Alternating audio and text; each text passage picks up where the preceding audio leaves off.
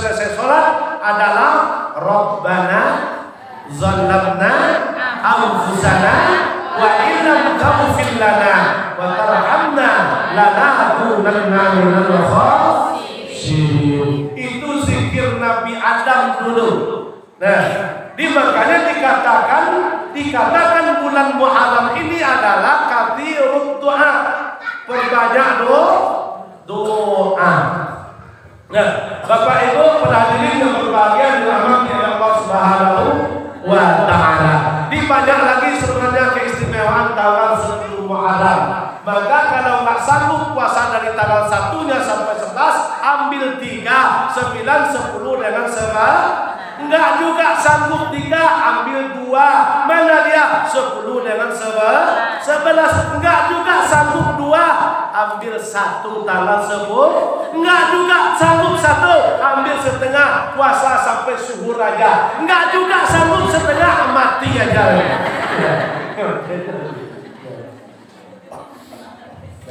Di keistimewaan tanggal 10 Muharram itu memang luar biasa. Puasa kita 1 hari diberi ganjaran diampuni dosa 1 tahun. Puasa 9-nya namanya puasa Tasu'ah. Kenapa? Ini hadis kauli Nabi yang berkejaran. Setelah puasa Nabi 10 dengan 11, Nabi berkata, kata beliau, seandainya kita masih hidup tahun depan, saya masih hidup tahun depan, maka kita akan puasa pada tanggal 9. Tahu-tahu Nabi kita meninggal sebelum sampai tanggal 9. Maka kita dianjurkan puasa 9, 10 dengan 11. Bapak Ibu, para hadirin yang dirahmati Allah Subhanahu wa taala. Hijrah Muharram adalah bulan yang sangat istimewa. Dalam Quran dikatakan arba'atun hurum, 4 bulan dalam 1 tahun yang mulia, termasuk bulan Muharram. Ada suatu tradisi, kami kena sering juga dulu berteman dengan kita Jawa. Kami di Tabdima itu sekitar 9 tahun tinggal. Tabdima itu kan banyak kita orang Jawa kan. Nah itu ada dia yang mengatakan dulu kalau di bulan Suro ini, di bulan Muharram ini nggak boleh melaksanakan yaitu pesta pernikahan. Itu kalau di orang kita Jawa. Tapi kalau kami Minang kan nggak ada, istilahnya nggak ada pantangan. Nah, itu namanya suatu tradisi atau suatu kebiasaan. Itu tidak apa-apa ya. Kalau 1 bulan ini nggak ada yang hajatan kan aman juga kamu. Ya aman, kerja nggak ada orang melahirkan masih kok Pak? Orang melahirkan tetap. Melahirkan boleh, masa nggak boleh melahirkan selama bulan Muharram ya? Kalau pacaran aja nolak melahirkan. Ya melahirkan boleh, hamil pun boleh. Kacau nanti kalau hamil selama bulan Muharram. Kan kita masih balik. Ya boleh. Ya. Melahirkan boleh, hamil boleh, ke pasar boleh semua. Yang nggak boleh itu adalah apa namanya? Baralek. Kalau bahasa Minang baralek. Lain tentu di bahasa Minang. Lain. Mantap.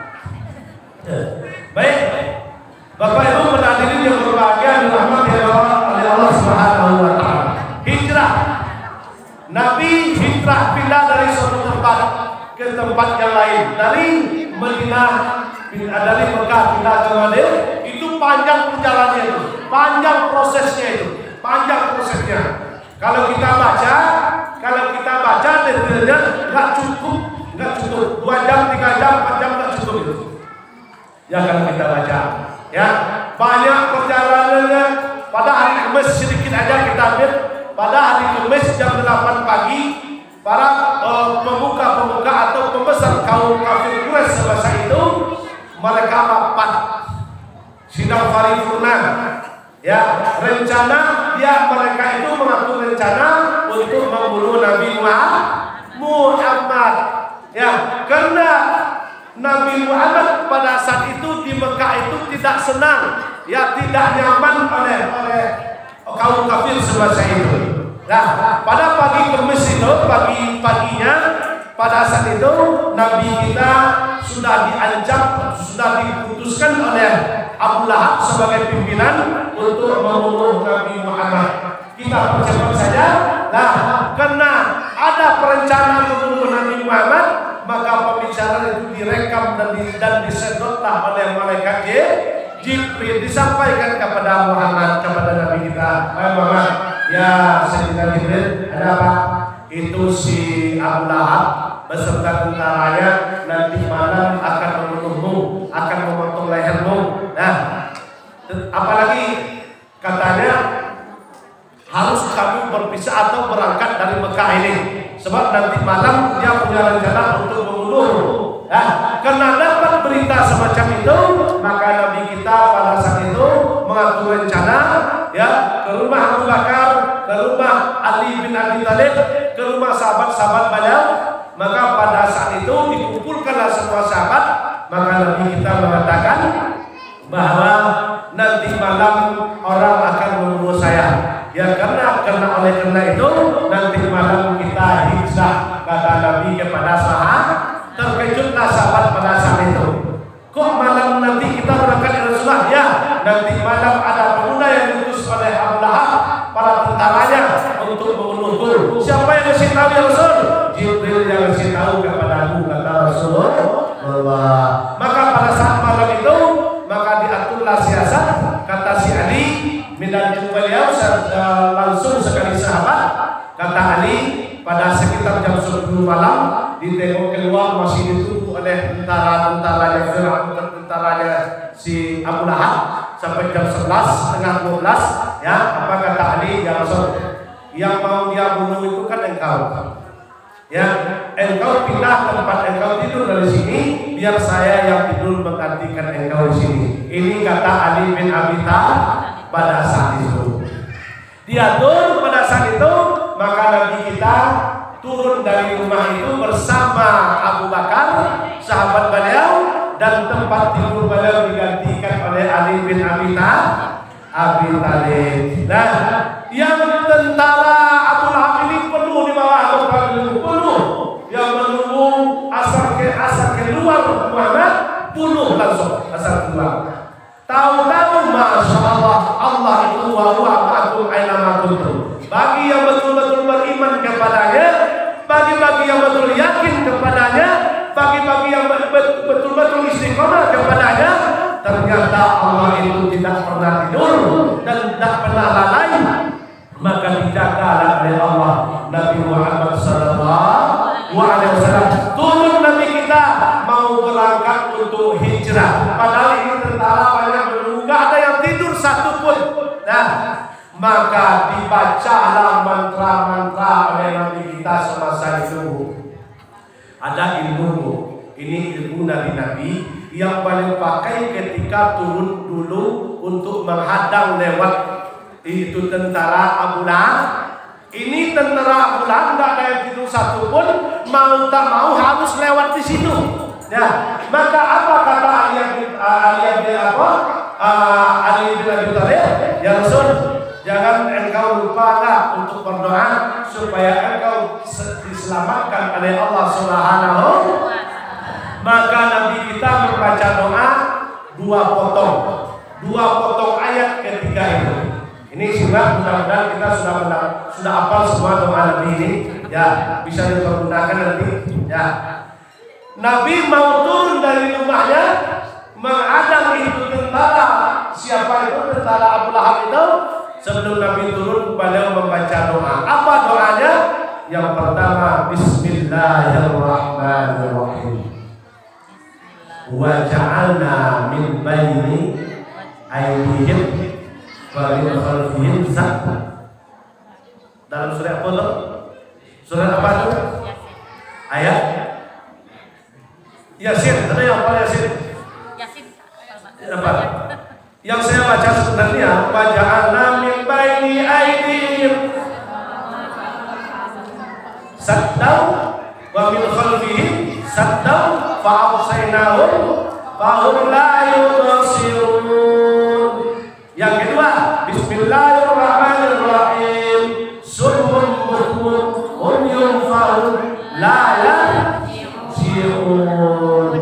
dibaca doa ini oleh Rasulullah, turun Rasulullah dari rumahnya, diambil pasir, dilemparkan kepada orang itu, sambil berdiri langsung orang-orang itu tertidur. Nabi kita lewat, ditengok kepala, diusap kepala, terasa ada pasir. Karena Nabi kita mengambil pasir, langsung dilemparkan pasir kepada tentara yang sedang berjaga tadi. Ini boleh dipakai besok itu. Kalau mau ke pasar, kurang uang, ya mau beli baju,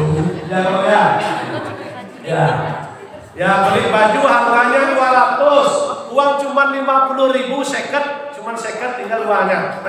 Ya, ambil bajunya, baca Bismillahirrahmanirrahim. Langsung kalian bisa itu. Ya, bisa insyaallah. Paling-paling kena kumpul paling. Ya. Tetapi kalau Nabi dulunya enggak. Kenapa? Karena Nabi itu adalah orang soleh. Karena ucapan Nabi itu langsung didengar oleh Allah, maka Nabi diselamatkan oleh Allah Subhanahu wa Ta'ala. Kami yang bapak-bapak bisa juga digunakan besok kalau ada di jalan polisi rahasia, itu boleh. Kalau bapak dari jauh baca Bismillahirrahmanirrahim, baca dari jauh kan? Insyaallah. Nah, insyaallah. Bisa ada polisinya tahu Pak. Kalau ada Pak polisi kan dia tahu Pak polisi. Iya bisa. Ya. Saya sudah pernah coba dulu Pak. Oh ya, sudah pernah. Ya, sudah pernah. Ya. Mau lewat, tahu-tahu ada polisi razia. Ya, sekitar 50 meter dari tempat polisi itu saya baca Bismillahirrahmanirrahim. Yang pendek aja baca. Berkat gimana? Insya Allah langsung hilang.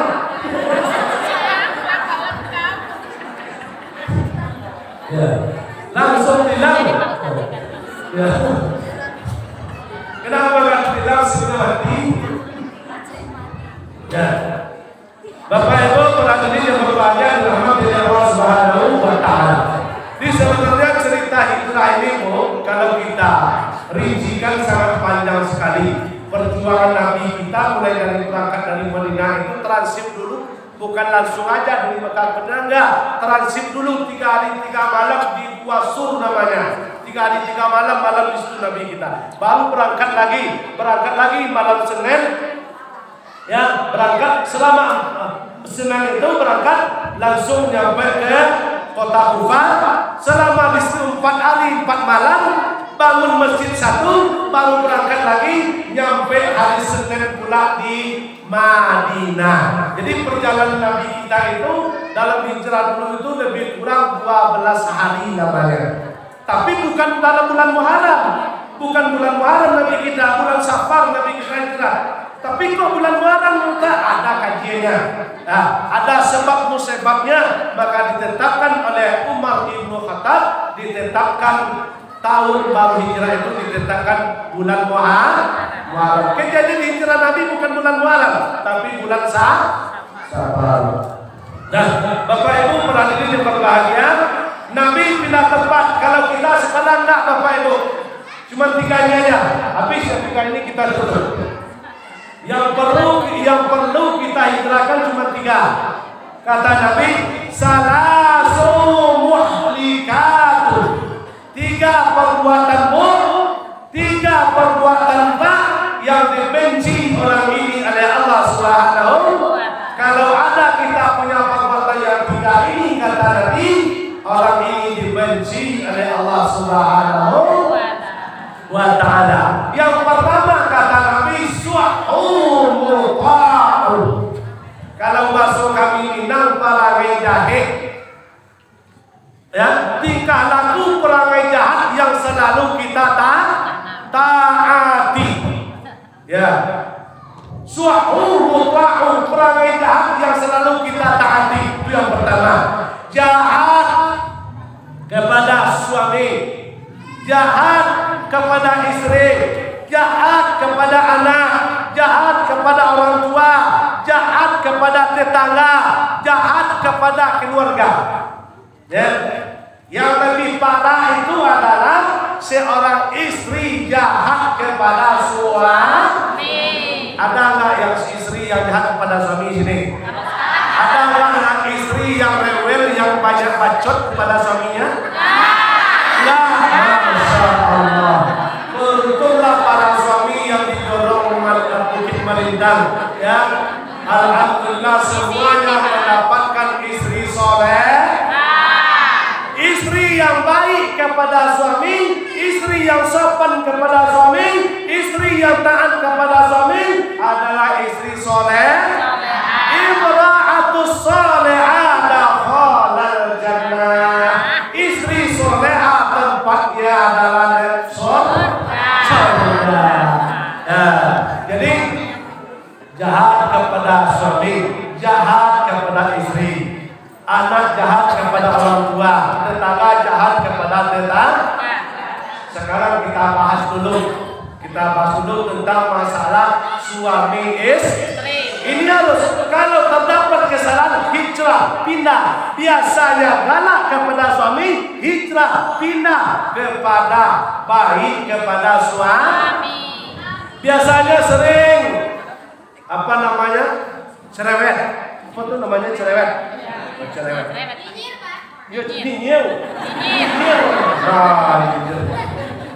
Nah, ada 3 golongan yang sholat mereka tidak diangkat oleh malaikat kepada Allah. Walaupun mereka tunggal tunggi untuk sholat, Allah baca Quran, datang Ramadan, puasa Ramadan, sholat sunatnya rajin, puasa sunatnya rajin, tapi 3 golongan ini tidak diangkat amal ibadahnya, sholatnya, walaupun 1 jengkal oleh malaikat kepada Allah. Salah satu adalah wa imra'atun batat zawjuha, seorang istri yang tidur malam harinya tapi suaminya dalam keadaan tidak ridho. Contoh sore tadi apa namanya cakap, dan itu cakap, contohnya siang tadi ada masalah anak lah, masalah inilah, masalah itulah, tidak bertegur sapa sama suaminya sampai jam 8, jam 9, jam 10, jam 11 sampai subuh besok.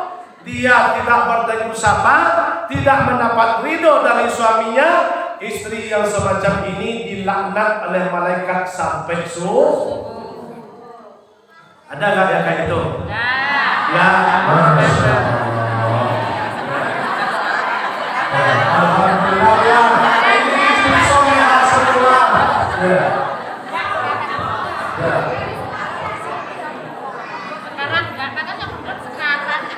Ya. Jadi ibu, setelah ijab kabul dulu, Bu, ijab kabul, tahu ijab kabul? Tahu? Dia dapat 4 penghulu dulu. Masih ingat, Bu? Masih. Ya. Orang lali kan? Lupa dah kan? Ijab kabul. Suaminya ibu dulu, dipegang tangan bapaknya. Saya nikahkan anak saya yang bernama Jawiyati dengan engkau.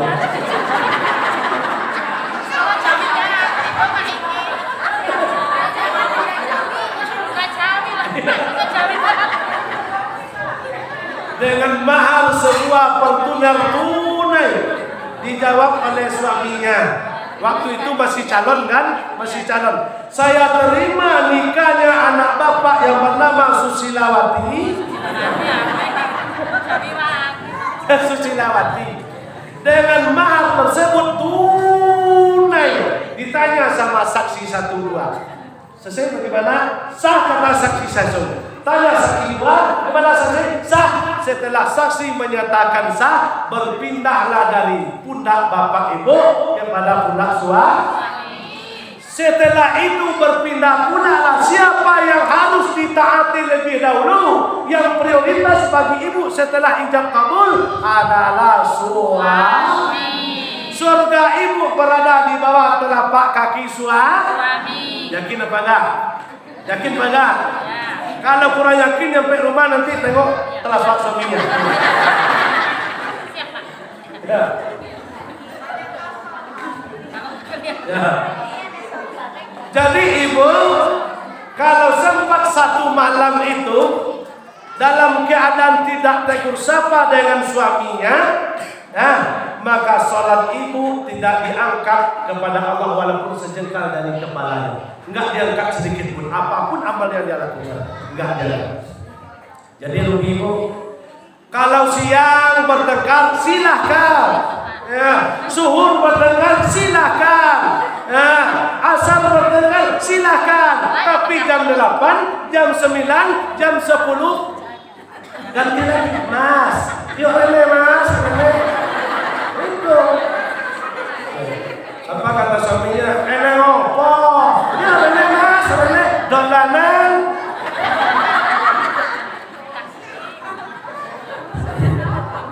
Ternyata suaminya nggak pula perhatian. Masa bengi-bengi kita dolanan? Ya, itu namanya istri soleha. Walaupun macam mana dalam hatinya, perbuatan suaminya yang menyakitinya, yang mengkhianatinya, kalau seorang istri tadi lapang dadanya, yaitu sabar hatinya, maka inilah istri soleha. Jadi jangan sampai satu malam ibu yang tidak bertegur sapa dengan suami itu dilaknat oleh malaikat sampai subuh. Ya. Macam mana Ustaz kami mau perbaikan para suami? Tadi jam 1 tadi kami bertengkar, tapi jam 6 dia sudah berangkat main domino, main geplay, kartu kuning, main remi. Nah ini namanya suami ponaan Firaun kalau yang kayak gitu. Ada nggak suami ibu yang suka main judi? Ya. Ada nggak yang suka main geplay? Ya. Ada nggak yang suka main remi? Ya. Ada nggak yang suka main kartu kuning? Kalau ada, mumpung sekarang adalah bulan Hijriah, berpindah, langsung ganti aja, lah Bapak. Ya.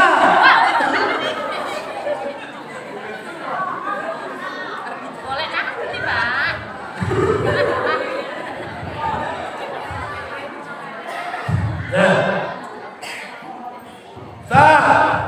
Kami kepingin menjadi istri solehah, tapi suami kami diajak ke masjid gak mau, diajak sholat gak mau, diajak puasa gak mau. Itu macam mana itu Ustaz?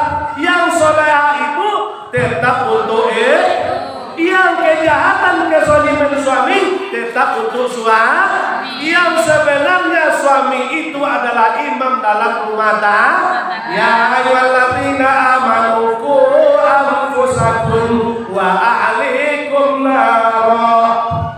Itu adalah tugas suami. Jadi jangan risau. Yang penting ibu usahalah menjadi istri soleh, baik-baik kepada suami, layani suami dengan baik, layani secara syariat dan layani secara baik. Syariatnya apa? Layani secara minum dan makannya. Jangan sampai suami itu meminta dulu baru dikasih nasi. Meminta dulu kopi baru dikasih kopi. Ketawa bu? Minta itu ada yang minta nasi. Ya, jangan salah paham dulu minta nasi. Karena ada tuh sebagian sekarang ini para istri kan sudah agak mulai namanya tidak peduli lagi sama suami, tapi kami Minang bukan di sini, di kampung saya. Ya, kalau mau makan suaminya ambil sendiri ke dalam meja. Ada nggak di sini? Ada nggak Pak? Kita nanti masih langsung ke meja. Ya ada.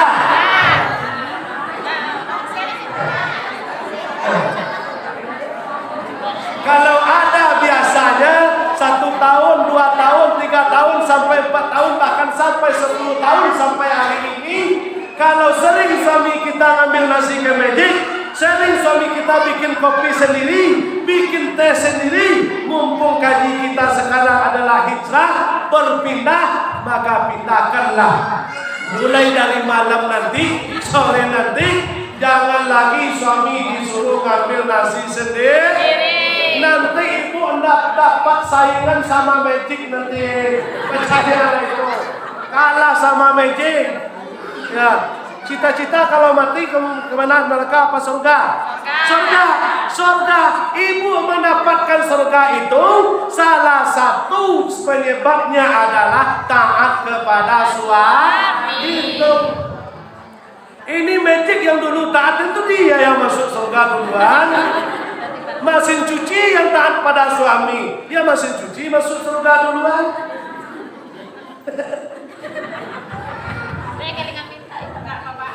Ya. Magic mengambilkan nasi, suami ngambil nasi ke Magic, sudah hilang. Sudah hilang pahala besar bagi ibu. Ya. Berapa besarnya sah? Bukan main, ini sih mah, bukan main. Kalau sudah lupa saya ingatkan. Ibu mengasih makan sama suami, menyediakan makan sama suami sebelum diminta sama suami, sudah dikasih kopi, sudah dikasih nasi, sudah dihidangkan di atas meja, itu pahalanya berapa Ustaz? Pahalanya dikasih oleh Allah sama dengan orang mati syahid di medan perang. Jadi kan kalau ada suami kita makannya sehari itu 7 kali, berapa itu pahalanya? Itu baru makan Bu, tambah lagi kopi, tambah lagi teh kalau bagi yang ngopi, kalau bagi yang teh. 1 gelas kopi paginya, tapi belum diminta Bu, belum diminta. Tapi kalau sudah diminta, teh, kopi deh. Aku bukan ini. Belum diminta, tahu-tahu suami pulang dari masjid, suka suami kita salam jemaah masjid kan? Ya. Sini, masjid ini? Ya. Alhamdulillah. Nah, pulang dari masjid, nyampe ke rumah, kopi sudah ada di meja, kalau minum teh sudah ada, atau minum kopi susu pun sudah ada, ya, apa kebiasaannya sudah ada, lah inilah yang disebut istri soleh. Berapa pahalanya Ustaz? Sedikit cuma Bu, bikin kopi untuk suami yang sebelum dia minta kepada kita, itu pahalanya khatimul Quran salasa. Pahalanya sama dengan hatam Quran 3 kali. Ada yang sanggup hatam Quran 3 kali? Ada yang sanggup hatam Quran 3 kali satu malam? Nggak ada. Bikinkan suami kopi 3 kali sehari, hatam Quran 9 kali sehari. Kalau suaminya minum kopi 15 kali sehari,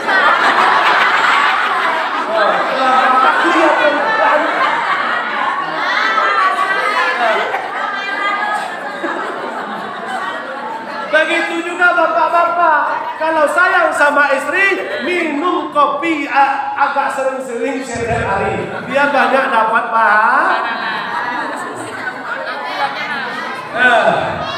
Ya, insya Allah Bu. Nah, hargailah suami, taat kepada suami, nah, dan layani suami dengan baik, supaya ibu mendapat ridho Allah Subhanahu wa Ta'ala. Kalau ibu baik-baik melayani suami, insya Allah tidak akan pernah terjadi yang namanya selingkuh. Terjadinya selingkuh itu Bu, mohon maaf, aku sendiri sudah banyak mendapat apa dari melalui Messenger, WA, Facebook, itu pertanyaan banyak dari ibu-ibu yang curhat masalah suaminya suka selingkuh. Tetapi setelah dievaluasi, termasuk juga mayoritas terjadinya perselingkuhan salahnya dari seorang istri, tapi bukan istri di sini, ya, bukan istri di sini. Ya, kenapa? Karena suami senang menengok orang lain karena istrinya tidak memberikan perhatian yang baik. Ya, tengok istri tetangga cantik, tengok wanita lain cantik, geningnya mengkilat, bersih, bajunya bagus, harum, kan gitu. Tahu-tahu pulang ke rumah rumah kita, tengok istri di rumah, masya Allah. Ya. Iya, pakai daster sudah sowek-sowek. Ya.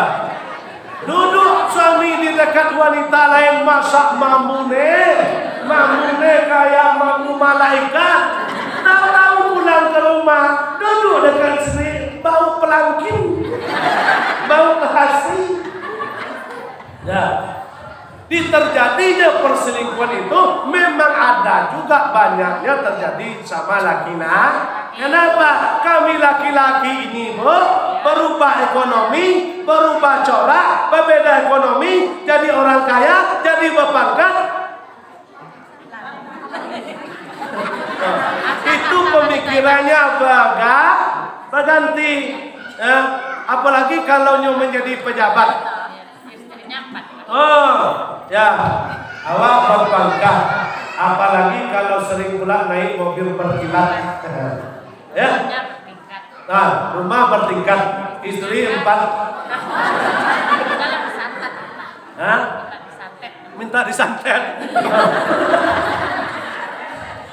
Ya, Bapak Ibu hadirin yang berbahagia dirahmati Allah Subhanahu wa taala. Jadi Bu, termasuk bumbu-bumbu kasih sayang dalam rumah tangga itu sumber utama adalah dari seorang istri. Layani suami masakin dengan baik, pakai lagi. Kalau bikin kopi, kalau masak nasi, dibacain ayat kursi.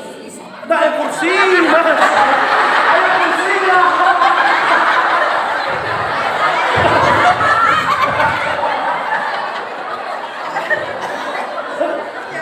Pati sering diatur tengok kalau tidur malam tengok sini kayak setan.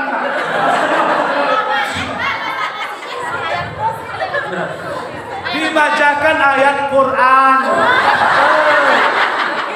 Kalau ibu masak nasi, itu dibacakan ayat Quran surah Al-Insyirah. Alam nasrah laka sadrak wa wada'. Nah, itu memasuk berasnya dalam magic itu diputar ke kanan, jangan ke kiri. Alam nasrah laka sadrak. Jangan ke kiri. Kalau ke kiri gawat besok. Ke kanan. Ya. Itu kalau masak nasi. Kalau bikin kopi, wedang teh, wedang kopi ataupun wedang susu apapun namanya, lah itu dibacakan ayat-ayat Al-Qur'an. Kalau ada suaminya, contoh ini ilmu saya kasih, ilmu alami, ilmu yang syar'i. Kalau ada suaminya yang suka main judi, suka duduk di warung, orang azan di masjid, dia duduk juga di warung, dia main gaplay, contohnya berangkat sore pulang pagi. Ini saya kasih ilmunya, tapi jangan tahu orang lain, kita aja tahu. Ya, cukup kita aja tahu, jangan tahu orang lain. Kalau kita bikin kopi, pagi-pagi subuh itu, ambil gula, ambil kopi, masukin air, kacau, aduk, langsung dibaca. Bismillahirrahmanirrahim. Alhamdulillahirabbil alamin. Ya, langsung,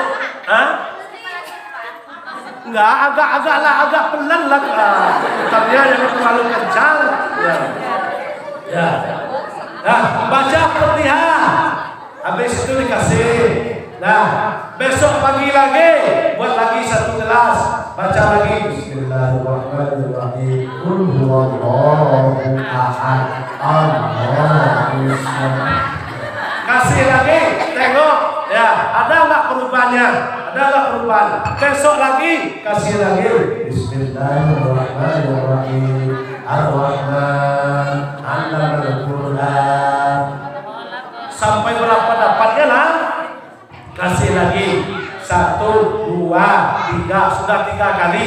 Ditengok suami tadi, ya, bahkan bertambah parah daripada biasa. Jangankan dapat obat kan? Ada nggak solusi lain? Pakai Fatihah sudah. pakai Al-Ikhlas sudah, pakai Ar-Rahman sudah. Yang keempat pakai lagi selawat. Allahumma sholli ala Muhammad. Baca terus baca. Kasih enggak juga. Nah ini ada jalan pintasnya. Kalau ada yang sudah 1 kali, 2 kali, 3 kali, 4 kali, enggak juga berubah perangainya. Kayak itu juga. Berangkat sore pulang pagi, berangkat sore pulang pagi, itu aja kerjanya. Ini ada jalan pintasnya. Ya, Pak, minggu yang satu lagi ambil air, ambil gula, ambil kopi, pakai sendok, baca. Bismillahirrahmanirrahim. Yasin.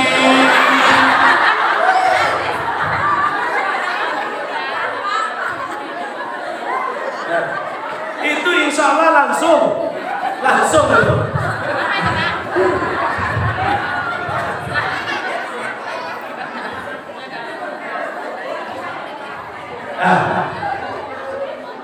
Jadi intinya di sini Bu, acara kita adalah hijrah, berpindah dari suatu kejelekan kepada yang baik, suatu kebiasaan yang salah kepada yang baik. Jadi yang pertama kata Nabi tadi harus kita hijrahkan adalah suhumul ta'un, perangai jahat yang selalu kita taati. Percepat aja. Yang kedua adalah yang pertama suhumul ta'un, yang kedua wa huwa mutba'un, hawa nafsu yang selalu kita ikuti. Nafsunya tinggi, nafsu duniawinya tinggi. Asal main ke rumah tetangga sebelah, nampak tetangga beli almari baru, ya, nanti malam sambil tidur sama pasien, Mas, apa nih, Mas, saya tadi ke rumah tetangga, Mas, kenapa? Saya nengok ada almari baru, berapa belinya? 5 juta, murah kok. Kita kapan beli, Mas? Ini namanya istri cela. Itu namanya nafsu duniawi. Padahal enggak kesampaian sebenarnya, tetapi karena nafsunya itu namanya apa? Nafsu yang selalu kita ikuti. Ya. Yang ketiga adalah wa i'jabu bi nafsihi. Yang pertama tadi yang harus kita tinggalkan adalah perangainya, kebiasaan buruk. Yang kedua adalah hawa nafsu. Nafsu ingin mengalahkan orang, ingin mengucilkan orang, ingin bermusuhan dengan orang, ingin sinis kepada keluarga, kepada tetangga, kita tinggalkan.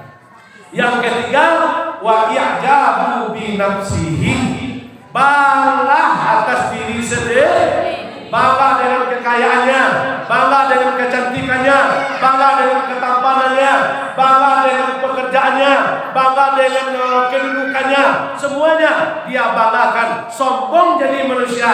Itu artinya saya sudah dibacakan oleh Ustaz kita tadi. Ya, cuma 4 pertanyaan, nggak lebih, nggak kurang.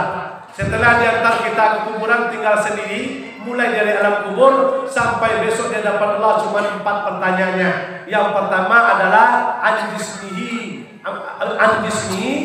ma amila bihi. Dan lupa di sini. Jasad, ya. An umrihi lali. Bukan tapi lali. Artinya aja umur yang kita pakai di dunia ini dipertanyakan oleh Allah untuk apa dipergunakan. Yang kedua anjismihi ma amila bihi.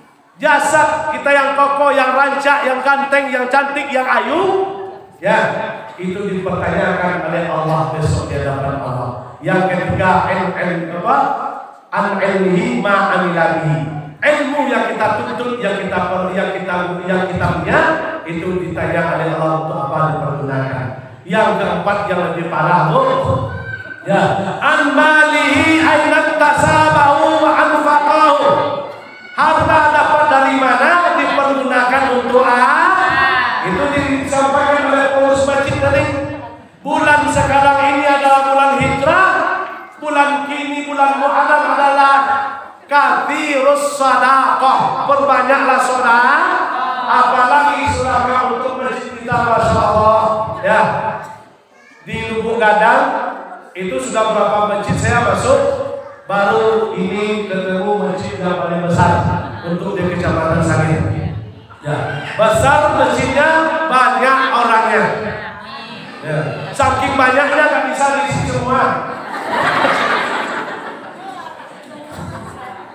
Nah, Bapak Ibu berhadirin yang berbahagia, jadi mudah-mudahan kita di bulan Muharram ini bisa untuk kasih doa, perbanyak doa, kasih amal soleh, perbanyak amal soleh, kasih sedekah, perbanyak sedekah. Mudah-mudahan dalam bulan ini, dalam kita menyambut bulan tahun baru Hijrah ini, kita diberikan kesehatan oleh Allah Subhanahu wa Ta'ala, dan panjang umur diberkahi oleh Allah, mudah rezeki diberkahi oleh Allah. Ibu-ibu yang hadir pada sore hari ini, insya Allah menjadi ibu-ibu salehah. Amin. Ya, tidak cukup tidak amin ya Bu. Harus beramal, sholat jangan tinggalkan, puasa jangan tinggalkan, baca Quran jangan tinggalkan. Yang terakhir Bu, ibu puasa, ibu sholat, ibu baca Quran, puasa sunat, sholat sunat. Kalau ibu tidak doyan menutup aurat, semua amal ibadah ludes. Paham ludes? Ludes, entek, habis. Nah, ibu sholat 5 kali sehari semalam, baca Quran 1 juz semalam. Tapi kalau keluar dari rumah ibu pakai celana pendek, baju pendek, rambut pendek, dan tentu pendek, singket. Ya, celana pendek, baju pendek, rambut pendek, di jalan meloncek-loncek, bantu loncek. Nah, tidak ada gunanya amal ibadah yang ibu kerjakan kalau ibu tidak menutup aurat. Masya Allah, giliran kekondangan, masya Allah, dari kaki sampai kepala ditutup semua. Pulang dari kondangan, masya Allah, jerawatnya. Nah, Bu, aurat ibu paham? Aurat ibu mana batasnya? Dari ujung kaki sampai ujung rambut. Mana yang boleh terbuka? Lihaza wahaza, telapak tangan dengan luar itu yang boleh terbuka Bu. Kalau terbuka rambut ibu, contoh kami sering lewat sini. Kalau saya sering lewat di sini sekali 15 hari, sekali seminggu itu ke tempat bos gigi mengiling bakso. Nah, kami orang rumah mengiling bakso di rumah. Sering kami menempuh jalan dari Sangir Matahari sampai ke sini, masya Allah Bu, kulitnya sudah kayak kulit apa tuh? Kulit tahu. Itu bagus tahu itu di sini tuh. Iya, ini kulitnya sudah kerecut, masya Allah. Rambutnya sudah banyak yang putih daripada yang hitam. Duduk di pinggir jalan, menghadap ke jalan, pakai bajunya singkat, celananya singkat, kepala tidak ditutup. Ini namanya tidak tahu Nggak, kalau sini nggak ada. Di sini soleha semua. Bu, rambut ibu pernah dihitung berapa helai? Rambut pernah dihitung? Itu 1 helai rambut ibu ditengok laki-laki yang bukan mahram, yang bukan muhrim kita, ditengok 1 helai, mampir sebentar 30 tahun dalam neraka. Mampir sebentar dalam neraka 30 tahun. Itu 1 helai Bu. 1 helai. Makanya kalau ibu pun sholat, haji, umrah setiap tahun ke tanah suci, kalau rambut tidak ditutup keluar rumahnya, maka habis semua amal yang kita lakukan. Sebentar cuma mampirnya 30 tahun sebenarnya. Dijaga Bu. Kalau Allah memberikan kita umur tahun baru Hijrah ini, pindah kita dari yang buruk kepada yang baik, zalim kepada yang baik, biasanya tidak taat kepada yang taat, biasanya malas menutup aurat, malas pakai jilbab. mulai dari hari ini, sore ini sampai selanjutnya tutup aurat. Oh panas sudah, mana lebih baik panas besok daripada panas sekarang? Lebih baik panas sekarang. Nah, paham? Nah, itu saja mungkin.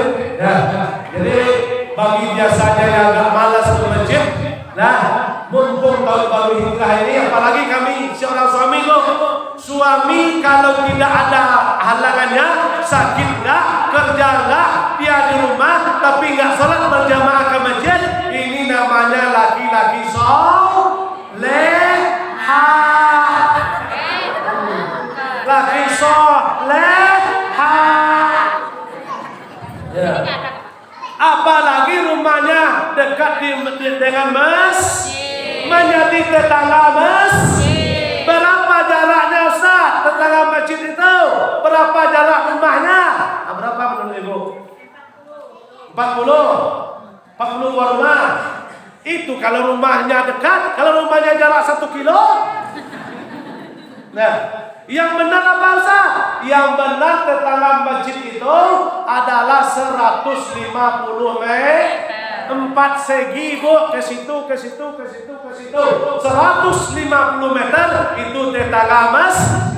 Seorang laki-laki terdengar suara azan, dia sholat sendiriannya di rumahnya, maka dia dapat 1, tetapi mereka dibenci oleh Allah. Tapi bukan suami di sini. Insya Allah suami di sini sholatnya di masjid. Insya Allah suami di sini adalah suami soleh.